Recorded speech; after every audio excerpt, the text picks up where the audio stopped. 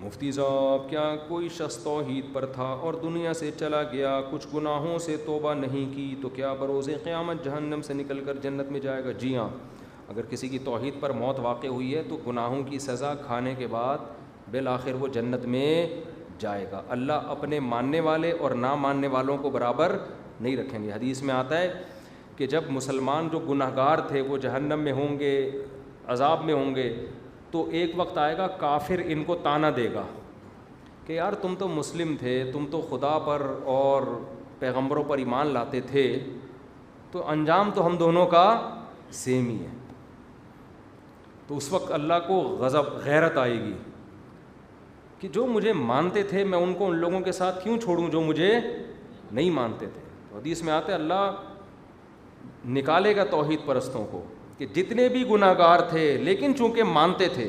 اس لیے میرے بھائی گناہ اگر اول تو گناہ ہونے نہ دو, ہوتا ہے تو اکڑو نہیں, اس پہ اچھائی کا لیبل نہ لگاؤ, مانو اے اللہ میں گناہ گار ہوں, میں غلطی پر ہوں.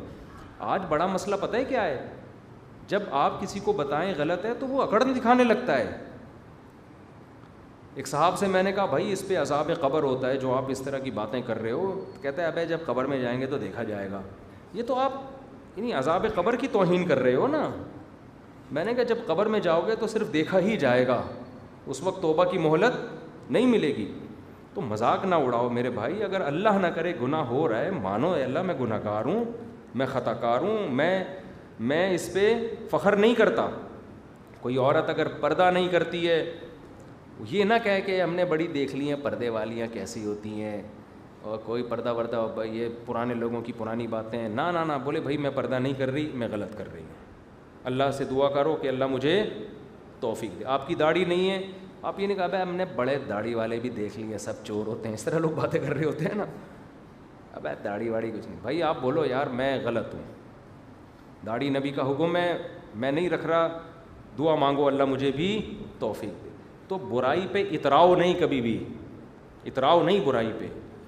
تو آج مسئلہ یہ ہونے لگا ہے کہ اس پہ فخر کرنے لگے ہیں. یہ فخر یہ کفر ہے, فخر کرنا, اس پہ اللہ نہیں بخشے گا. اللہ کہے گا تجھے تو اپنے جرم پہ ندامت ہی نہیں تھی. جس کو ندامت ہے اس کے بخشے جانے کا امکان ہے. اس کا بھی امکان ہے اللہ بغیر سزا کے ہی معاف کر دے, امکان ہے. قاعدہ تو یہی ہے کہ نہیں کرے گا معاف, لیکن امکان ہے کہ اللہ ویسی غریبی میں بھی تو کچھ کام ہو رہے ہوتے ہیں نا بھائی. غریبیاں ہر جگہ چلتی ہیں, صرف کراچی کے ہوٹلوں میں نہیں ہیں. اللہ کے یہاں بھی غریبیاں چلیں گی. 4 آدمی جا رہے ہیں, اللہ کہیں گے خاندان کا ایک فرد غریبی میں لے جا. ٹھیک ہے نا, یہ 4 تو اپنے اعمال سے جا رہے ہیں, ایک غریبی. تو غریبیاں وہاں بھی چلیں گی, لیکن آپ اپنے آپ کو اس غریبی میں نہ لے کر آؤ, توبہ کرو. کیونکہ اگر غریبی نہیں ہوئی پھر کیا ہوگا, پھر تو بڑے وہاں کا جہنم کا عذاب ہے بھائی. کوئی چھوٹا عذاب تھوڑی ہے, وہ اللہ بچا کے رکھے ہم سب کو. تو اس لیے گناہوں سے بچو, توبہ کرو, گڑ گڑاؤ, معافیاں مانگو. بار بار ہو رہا ہے, بار بار توبہ کرو. اچھا ایک تو یہ بڑا جرم ہے کہ آپ مذاق اڑانا شروع کر دیں دین کا, اور کہیں یار یہ کچھ سب مولویوں کی باتیں ہیں, اور پردہ وردہ اور بد نظری, یہ سب فضول باتیں. یہ خطرناک. دوسرا ایک خطرناک اور بھی ہوتا ہے کہ جب آپ کسی گناہ کے عادی ہو جاتے ہیں نا, تو آپ ہتھیار ڈال دیتے ہیں کہ یار بس میں اسی گناہ میں اب زندگی گزاروں گا, یار مجھ سے نہیں چھوٹتا. یہ بڑا ڈینجرس ہے. نا نا نا نا نا, آپ ایک گناہ ہو گیا توبہ کرو, ہو گیا توبہ کرو, ہو گیا توبہ کرو, ہو گیا توبہ کرو, ہو گیا توبہ کرو. آپ بولو میں لڑتا رہوں گا ساری زندگی. یہ نہ کہو کہ اب مجھے بد نظری کی چونکہ عادت پڑ چکی ہے, یار اب چھوڑو یار, بس کمپرومائز نہ کرو. نا نا نا نا نا, سمجھ رہے ہو. بعض لوگوں کو انٹرنیٹ پہ فحش فلمیں دیکھنے کی عادت پڑ جاتی ہے, توبہ کرتے ہیں, پھر فلم دیکھ لی, پھر توبہ کی, توبہ کر کے کہتے ہیں یار ہم سے نہیں چھوٹتی, اب جی بھر کے دیکھتے رہو بس. یہ بہت خطرناک ہے, بہت خطرناک. توبہ کرتے رہو کرتے رہو کرتے رہو, بولو چھوڑنے کی کوشش میں موت تک لگا رہوں گا, لگا رہوں گا. پھر کوشش کرو, اپنے آپ کو سزا دو, روزے کے ذریعے, نفل نماز کے ذریعے, پینلٹیاں لگاؤ اپنے اوپر, علماء سے تعلق قائم کرو, تبلیغ میں وقت لگاؤ. پھر ہو جاتا ہے. پھر ایک صاحب نے کہا میں فحش فلمیں دیکھنے کا عادی تھا, میں حج کر کے آیا, میں نے توبہ کی, پھر مجھ سے جرم ہو گیا. وہ اتنا مایوس کہ یار جب حج سے نہیں چھوٹ رہا تو اب کیسے چھوٹے گا. میں نے کہا بھائی پھر حج کر, ٹھیک ہے نا, پیسے نہیں حج کے, تبلیغ میں نکل جا, توبہ کر. کیوں آپ لڑتے رہو شیطان کے خلاف, اللہ کو یہ ادا بھی پسند ہے کہ ہتھیار ڈال کے بیٹھ, کیونکہ ہم جہنم پہ کمپرومائز بولو نہیں کر. ہتھیار ڈالنے کا مطلب یہ کہ اللہ ٹھیک ہے اب مجھ سے نہیں چھوٹ رہا, اب تو مجھے اللہ تو گناہ پہ جہنم کی وعید ہے بھائی.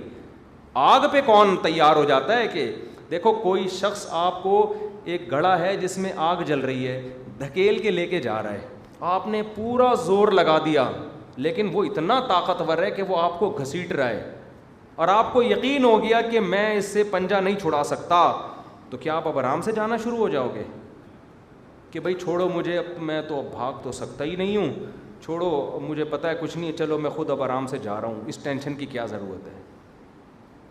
ایسا کرو گے؟ آخری دم تک آپ اس سے اپنا ہاتھ چھڑانے کی کوشش کرو گے جبکہ آپ کو یقین بھی ہوگا کہ نہیں چھڑا سکتا میں. تو جہنم کی آگ بھی ایسا ہی ہے. جہنم سے بچنے کے لیے گناہ چھوڑنا ضروری. تو شیطان بار بار گناہ کروا رہا ہے, آپ کو یقین ہو گیا بالفرض, اول تو یقین ہونا نہیں چاہیے ایسا, یہ تو ایسا نہیں ہو سکتا, مایوس نہیں ہو انسان, بڑے بڑے لوگوں سے بڑے بڑے گناہ چھوٹے ہیں. آپ کو یقین ہو گیا کہ مجھ سے یہ گناہ نہیں چھوٹے گا, پھر بھی آپ نے کوشش نہیں چھوڑنی, مرتے دم تک بھی جو ہے نا آپ آخری کوشش کرو یار میں اس پہ کمپرومائز نہیں کروں گا. حتیٰ کہ جس دن موت ہوئی نا اس دن بھی فلم دیکھ کے مرے آپ, اللہ نہ کرے, لیکن آپ کو احساس ہو گیا اب دوبارہ کوشش کروں گا میں, اب پھر جا رہا ہوں سہروزے میں تبلیغ میں یار, اب تاکہ یہ عادت چھوٹ گئی تھی دوبارہ نہ آئے.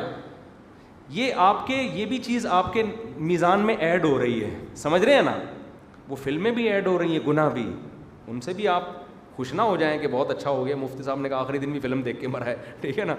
جیسے وہ گناہ ایڈ ہو رہا ہے تو چھوڑنے کی کوشش بھی ترازو میں نیکیوں میں ڈالی جا رہی ہے. تو اللہ کہے گا کوشش کر رہا تھا, تو امید ہے شاید اللہ بخش دے اس کے پہ یار کوشش میں لگا ہوا.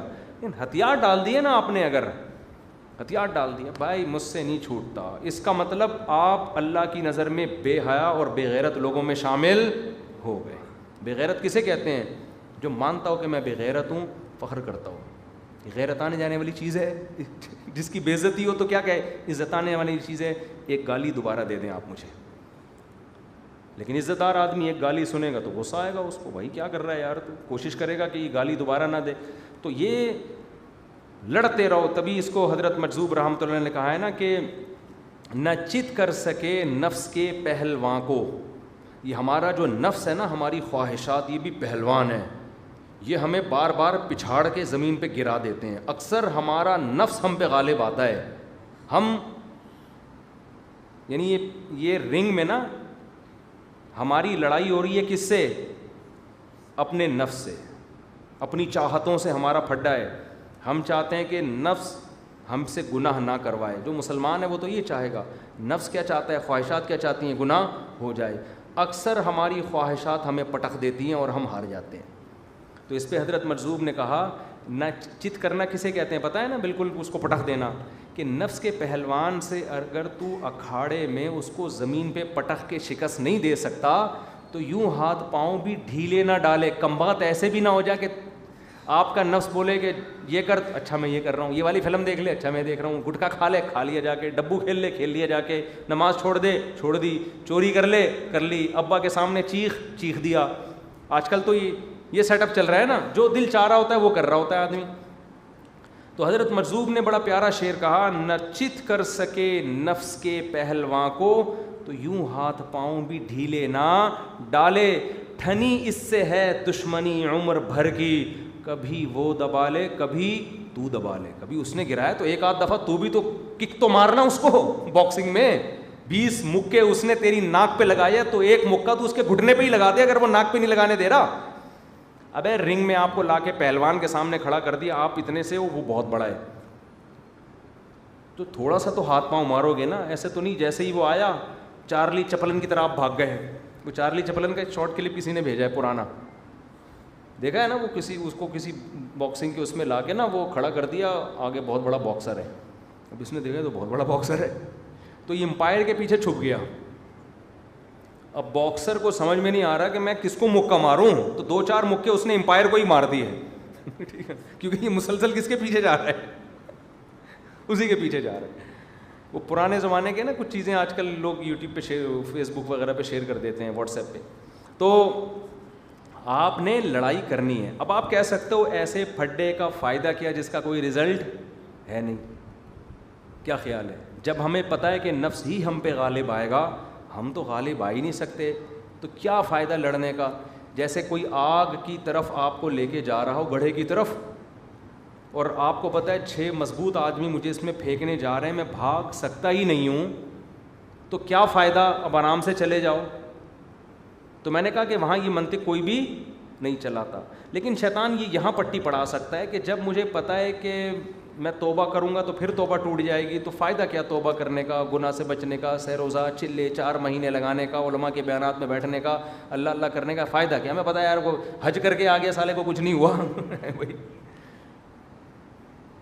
تو فائدہ پتہ ہے کیا ہے؟ جس کے لیے کر رہے ہو وہ بولو دیکھ رہا ہے, وہ دیکھ رہا ہے کہ اس کے بس میں جو ہے وہ یہ کر رہا ہے, اور یہ آپ کو شیطان کہہ رہا ہے کہ ایک فائدہ نہیں ہے. حقیقت یہ ہے کہ فائدہ ہے, بہت فائدہ ہے. بڑے بڑے لوگ جو ولی اللہ بنے وہ پیدائشی تھوڑی تھے, بڑے بڑے ڈاکو, چور, زانی, شرابی, تاریخ اٹھا کے دیکھو, بڑے بڑے بزرگ بنے ہیں جن سے اللہ نے لاکھوں لوگوں کو ہدایت دی ہے.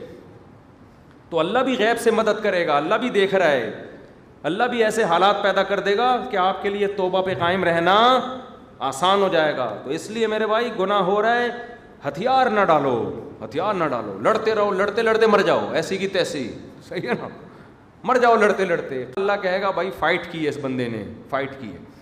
تو میں یہ نہیں کہتا پھر بھی بخشش یقینی ہے, کیونکہ گناہ تو کیے ہیں نا, لیکن شاید اللہ بخش دے. اور کمال کی بات یہ کہ جو بچنے کی کوشش کرتا ہے نا, نقد ایک فائدہ پتہ ہے اس کو کیا ملتا ہے؟ جو گناہ وہ کر رہا ہے اس سے آگے نہیں جاتا پھر وہ, سمجھ رہے ہو؟ دیکھو ایک آدمی مزے سے چپل چراتا ہے اور چپلوں کو مارکیٹ میں بیچ کے آ کے دودھ پتی کا انتظام ہو جاتا ہے, اس کے لیے اس کو چائے پینے کی عادت ہے, اس کے ابا اس کو گٹکے اور چائے کے پیسے نہیں دیتے, اس کے لیے اس نے مسجد سے چپل چرانا سیکھ لی. اب کیا ہوا کہ جی اس نے توبہ کی, مفتی صاحب کا بیان سنا, بزرگوں کا بیان سنا, توبہ کر کے پھر چائے کا دل چاہ رہا ہے, گٹکے کا دل چاہ رہا ہے, ابا پیسے نہیں دے رہے, پھر کسی کی نئی چپل مسجد میں نظر آئی اس کو, ٹھیک ہے نا, توبہ کر کے گیا تھا, وہ بیچ کے پھر چائے پی, گٹکے, یہی چپل بیچ کے یہی کرے گا, اور کیا کرے گا؟ کوئی ڈیفینس میں گھر تھوڑی بنائے گا. بار بار توبہ بھی کر رہا ہے, چپلیں بھی چوری کر رہا ہے. اس توبہ کا کیش فائدہ کیا ہوگا؟ چپل سے معاملہ آگے نہیں بڑھے گا. اگر اس نے توبہ چھوڑ دی نا تو پھر پتہ ہے کیا ہوگا؟ کہے گا یار چپل چوری کرنے میں وہ فائدہ نہیں ہے جو کسی کی بائک چوری کرنے میں. بائکوں پہ آؤ یار, پھر بائکوں سے کیا کہے گا؟ گاڑیوں پہ آؤ. پھر کہے گا چوری ووری کیا ہوتی ہے, چوری میں اتنی ٹینشن ہے, اتنی ٹینشن ہے, پکڑے جاتے ہیں تو پٹتے ہیں, ایک بندوق خریدو اور گن پوائنٹ پہ لوگوں سے پیسے چھینو. پھر اس کو ایک گینگ ملے گا, یار ان کو جوائن کر لو, یہ بڑے بڑے بنگلوں میں ڈکیتیاں کرتے ہیں. پھر وہ رابطہ کرے گا ہمارے سیاسی لیڈروں سے کہ حضرت ملک کھانے کا طریقہ آپ بتائیں کائنڈلی, یہ بہت ہو گیا, چپلیں, گاڑیاں, بنگلے, پیسہ, اسٹیل مل, یہ بہت ہو گیا. اب آپ یہ بتائیں کنٹری کو کیسے کھایا جاتا ہے, اس طرح سے بتائیں کہ کھائیں اور بدنام بھی نہ ہو, تون بھی نہ نکلے. تو وہ یہاں تک آئے گا, سمجھ رہے ہو؟ اگر وہ چپل سے ہی توبہ کرتا رہتا نا تو معاملہ کہاں تک رہتا؟ چپل کا رہتا. تو یاد رکھو جو فحش فلمیں دیکھنے کے عادی ہیں, بہت گندی غلیظ حرکت ہے یہ.